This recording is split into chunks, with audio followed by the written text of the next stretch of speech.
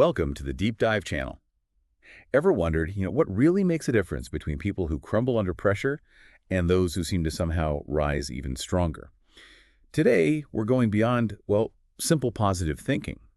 We're taking a deep dive into Tony Robbins' mindset strategies, and we're looking at them specifically through the lens of psychology, things like personal growth and building real emotional resilience.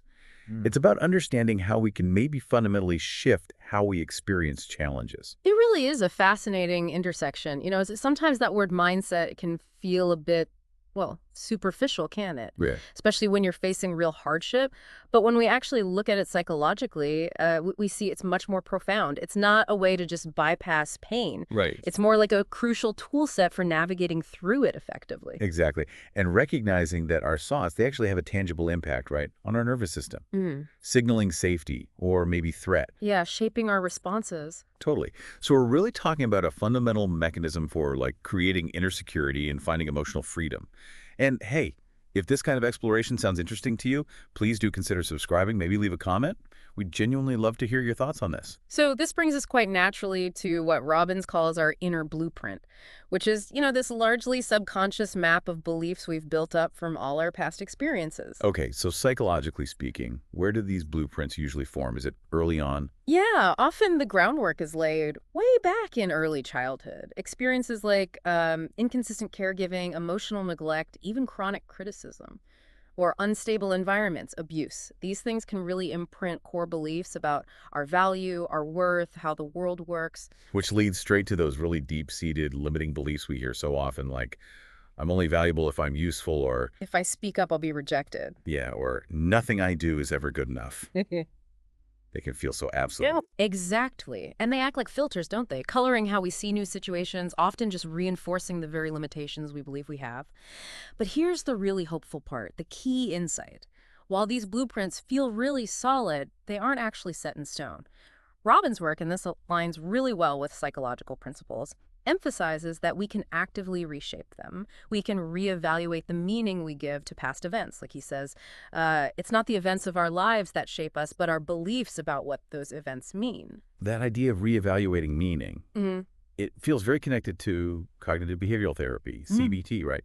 The whole idea that thoughts create emotions, which then drive behavior. Absolutely. Spot on. The core mechanism in Robbins' techniques for challenging those limiting beliefs, identifying them, questioning them, it's remarkably similar to the fundamental principles that make CBT so effective. So, for instance, if someone has the belief, I always sabotage my success, a Robbins-inspired approach, maybe a CBT approach too, might be to ask, okay, hold on. What if that feeling of sabotage was actually trying to protect you from something? What were you maybe trying to avoid? And crucially, who would you be if you didn't hold on to that belief anymore? And looking at that from a trauma-informed perspective, these kinds of questions really invite self-compassion, don't they? You're not judging the pattern. You're getting curious about its origins, trying to understand it, and then gently guiding yourself towards a different story, the new narrative. It really is like actively choosing to reauthor your internal story.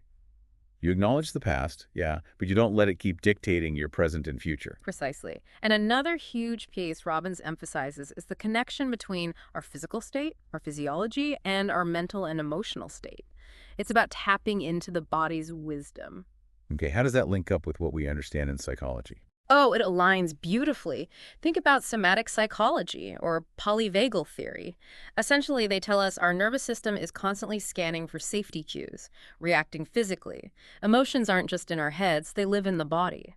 Movement can discharge trapped energy, posture signals safety or threat, breath changes everything. Wow, so if you're feeling, say, overwhelmed by shame, something as simple as standing tall, pulling your shoulders back, taking some deep breaths, that can actually start to shift the internal feeling. It really can. Or if you're feeling anxious, maybe shaking out your arms, bouncing gently, just moving the energy. Okay. And if you feel disconnected from joy, maybe putting on a favorite song from childhood and just letting yourself dance. Simple, but powerful. Robbins calls this changing your state. Is there a more psychological term for that? Well, from a neuroscience viewpoint, we'd call it self-regulation. It's our ability to consciously influence our own physiological and emotional responses. And the body's experience of that, often it's just relief, a tangible sense of ease. Another really key idea you hear from Robbins is meaning equals emotion. The interpretation defines the feeling. This is so fundamental. Think about being ghosted, maybe. Okay. One person might interpret that as I'm not lovable, leading to deep hurt. Another might interpret it as, okay, that person wasn't emotionally honest or available, leading perhaps to disappointment, but maybe not devastation. Or feeling a test. It could mean I'm a failure, or it could mean, okay, I need to study differently. Different meanings, totally different emotions. Exactly. And this power to choose our interpretation, to assign meaning. Yeah. How does that relate to, like, taking control of our emotions? Well, it's about recognizing your own agency, isn't it? You're not just passively receiving thoughts and feelings. Yeah. You get to name them, decide their significance. This meaning-making process, it's a cornerstone of CBT, yes, but also really central in trauma recovery, finding meaning after difficult experiences. It's also interesting how Robbins reframes fear, instead of just seeing it as the enemy of success. Right, the thing to conquer or push through. Yeah. He often presents it more like a signal, like fear shows up because something actually matters to you. That's a very insightful reframe, and it does align with a trauma-informed view of fear as fundamentally a protector. Its intention is safety.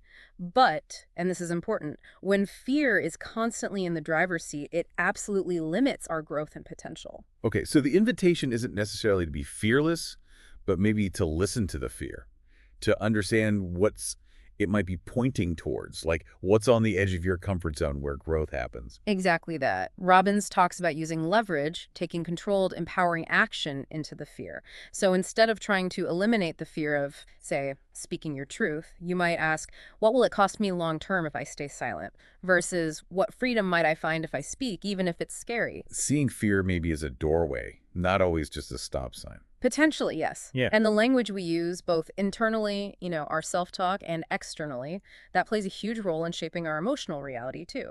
Absolutely. Robbins is known for being quite precise with language, isn't he? Encouraging people to swap out really negative loaded words for something more neutral. Mm-hmm. Like, instead of saying, I'm devastated, maybe shifting to, I'm disappointed, or I'm overwhelmed could become, I'm feeling challenged right now. It sounds subtle, but does it actually work? Is there a neurological basis for that? There is, actually. It relates to something called affect labeling. Simply naming our emotions, especially with less intense words, has been shown to reduce activity in the amygdala, the brain's sort of alarm center. It helps regulate the feeling. Interesting. So simple shifts like I'm broken to I'm learning. Or this always happens to me, to, okay, this is a pattern I'm noticing now. Or even I can't handle this to this feels really hard and I'm doing my best with it. Exactly. You change the language, you start to shift the focus, and that changes the whole perspective. What you focus on expands. Okay, and finally, let's touch on motivation. Anchoring it from the inside out, finding that deep why. Yeah, Robbins calls it why power. From a psychological angle, this taps directly into intrinsic motivation, that internal drive that comes from meaning and values, not just external rewards or pressures, which, by the way, can feel really distant if you've experienced trauma, where maybe survival meant suppressing your own needs and desires for a long time. Reconnecting with that inner why can be part of healing. So it's about connecting goals to something deeper than just surface desire. Precisely. Robbins often suggests a simple, powerful practice. 1, identify a goal, say healing anxiety. 2, write down why it truly matters. What difference would it make in your life, your relationships, maybe your legacy? Get specific. And 3, vividly envision the state of having achieved it. How would you stand? How would you breathe? What would your voice sound like? What's the psychological basis for that kind of visualization? Does it actually help? It does. It's essentially neural rehearsal. By vividly imagining the outcome and feeling the positive emotions associated with it now, you're literally strengthening the neural pathways that support that reality. You're building belief before the behavior fully manifests. Now, with all these powerful techniques, it feels important to add a note of caution. Personal growth, especially healing, isn't about just pushing harder and harder, is it? No, that's a really critical point. Robbins' intensity is often about taking ownership, claiming your power, but it shouldn't be misinterpreted as just hustling your way to well-being, especially if you're dealing with trauma. A trauma-informed perspective always reminds us the nervous system heals in safety, not by being constantly pushed past its limits. Integration is the goal. So integration means noticing. What? Noticing patterns that need compassion, maybe more than correction. Noticing which tools actually energize you versus which ones feel draining or forced. And crucially, knowing when to rest, not just push harder. True mindset work is integration, not intimidation. Beautifully put. So as we kind of wrap up the main part here, it's maybe worth emphasizing that core message. You are the active creator of your experience, not just a passive observer.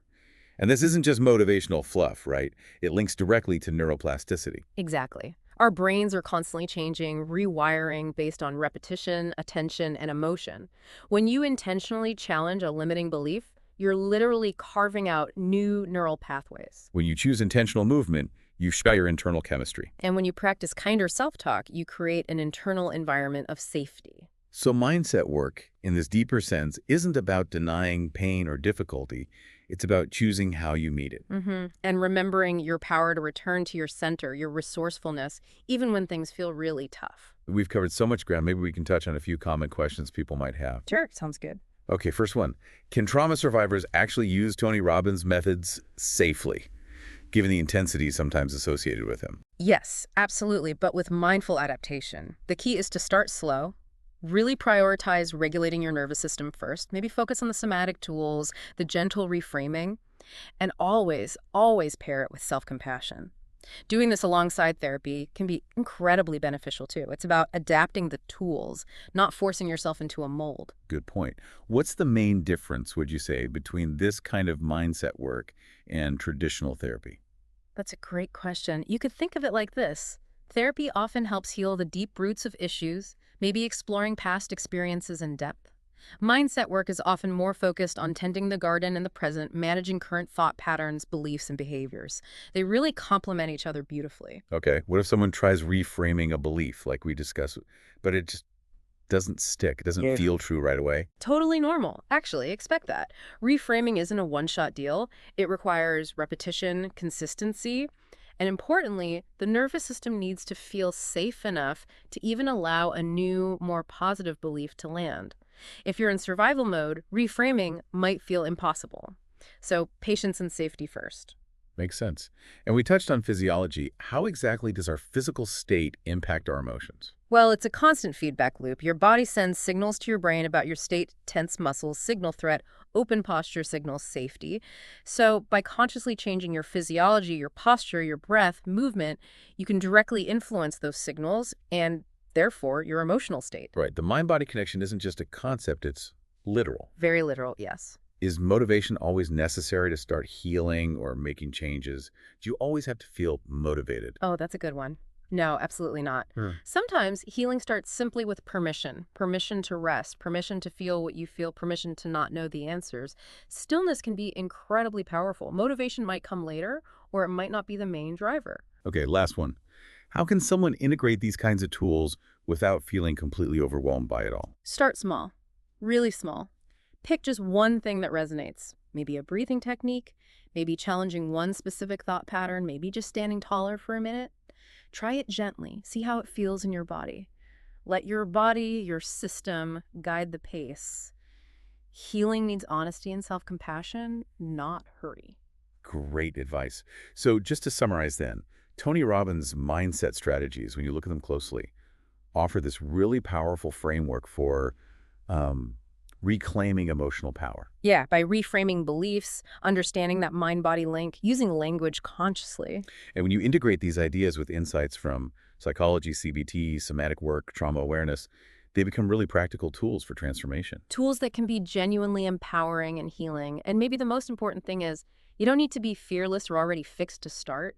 You just need to be willing, maybe just curious enough to explore. We really hope this deep dive into Tony Robbins' strategies through that psychological lens has given you some valuable insights, maybe some practical tools you can explore. Remember, personal growth, emotional resilience, they're journeys, aren't they? Not destinations. So please be patient and compassionate with yourself as you explore these ideas. We encourage you to maybe just consider which one concept resonated most today. And perhaps, gently, try integrating just that one thing into your daily life this week. See what happens. Thank you so much for joining us on the deep dive. We really look forward to our next exploration together.